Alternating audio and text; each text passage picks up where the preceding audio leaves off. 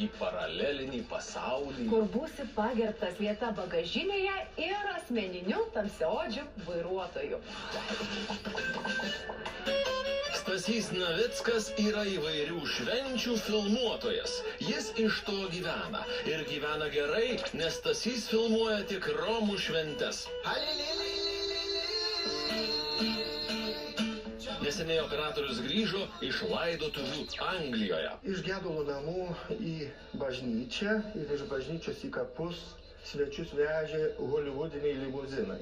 Patį mirusi, arklys pakinkyta, tokia labai karieta, tokia labai prabangi, vežė per Newcastle, per miestą ir ten mane juodaodis vairuotojas vežioja, ten bagažinis atidarytas, aš atsisėdęs per galą filmuoju ir visur mane taip, kad galėčiau visą tą eiseną nufilmuoti. Paskui buvo, kai jau patys tie, kaip lietuvių supratimų, gedulingi pietūs. Bet ten ta salė tokia, aš nežinau, čia kaip prezidentūrą galima sulyginti, maždaug tiek, jeigu kažkur apie 500 žmonių telpa ir dar lieko vietos jiems visiems šokti. Tai dainavo garsūs muzikantai. Muzikantai, kurie specializuojasi romų ten pobūviams.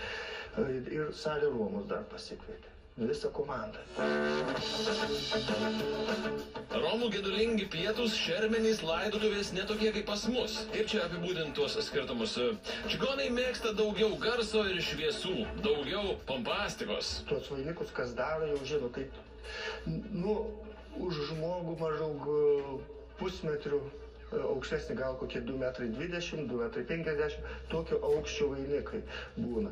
Tai, kažkur jie gali kainuoti vienas vainikas apie 400–500 eurų. Tai tokių vainikų, pavyzdžiui, čia Šiauliuose buvo porą laidotuvių, tai buvo ir 22 tokie vainikai. Romams labai svarbus dalykas, kad vaišių stalas atrodytų kuo įspūdingiau. Jeigu žmogus yra mažiau pasiturintis, tada giminės, pažįstami, draugai sudeda, vis tiek padarys tokį pat, gal ne tokį pat, bus mažiau žmonių, gal bus mažesnis stalas, bet tas stalas tikrai nesiskirs nuo tų pačių turtingųjų. Gal kažkokių ten vienas kitas akcentas. Visgi esminis skirtumas, kad per šermenis čigonai neliūdi, o linksminasi.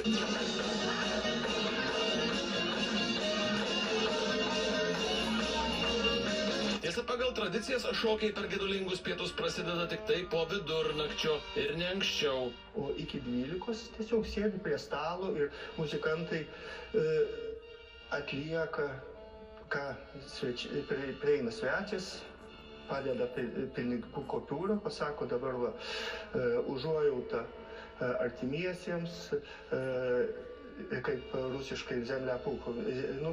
Tegu žemė būna kaip pūkas mirusiam, amžinai jam atilsi ir visai kompanijai laimės sveikatos, o tokius pasako palinkėjimus. Ir tada sugroja kūrinį kažką. Jų užsakytą dainą muzikantai atlieka. Tiesa, prieš pat 12, prieš pat šokius romai atlieka jautrų mirusiojo pagerbimo ritualą. Artimiausi giminės eina prie mirusio stalelio. Ten būna padarytas stalelis su jo nuotrauka, gėlės, žvakės dega ir apdėta visokių valgių. Tokių pat kaip ir tiems, kur svečiai vaišinasi.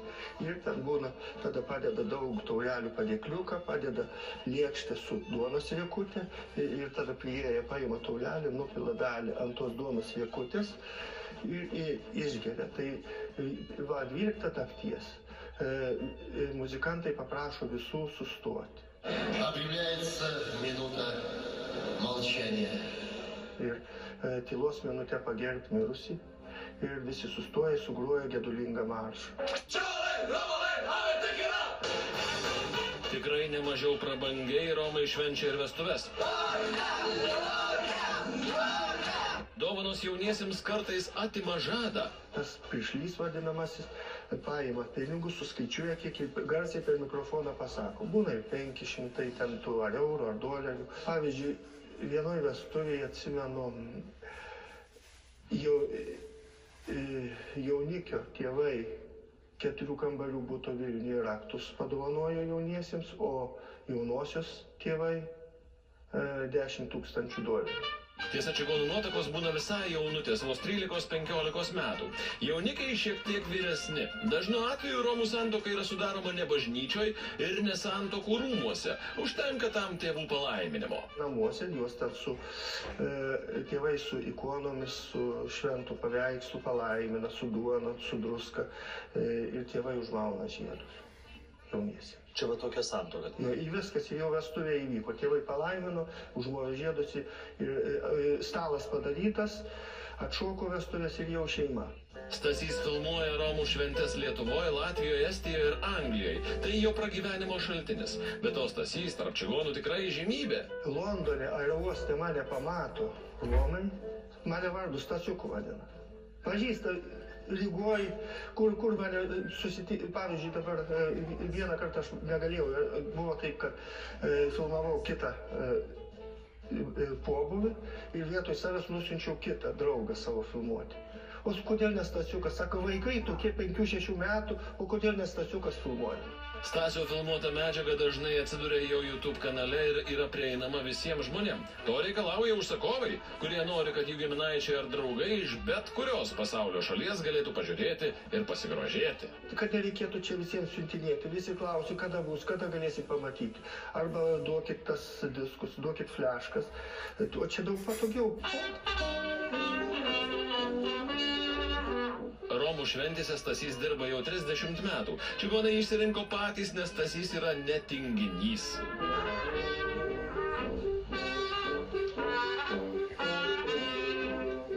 Iš karto niekas man nepaaiškina, kad ten labai ilgai reikės filmuoti. Tai aš, kai klausiu, kiek kainuos, pasakau tą pačią kainą, kaip pas lietuvius baliuose ten. O dirbti reikia daugiau negu dvigubai daugiau ten, nes pas lietuvius baliuose balis baigės dažniausiai 12:01, pusė 2 nakties. O čia reikia iki ryto, o būna, kad vos ne iki pietų kitos dienos. Gerai, kai žmonės atranda savo veiklos nišą. Gerai, kai darbas smagus ir užsakovai patenkinti.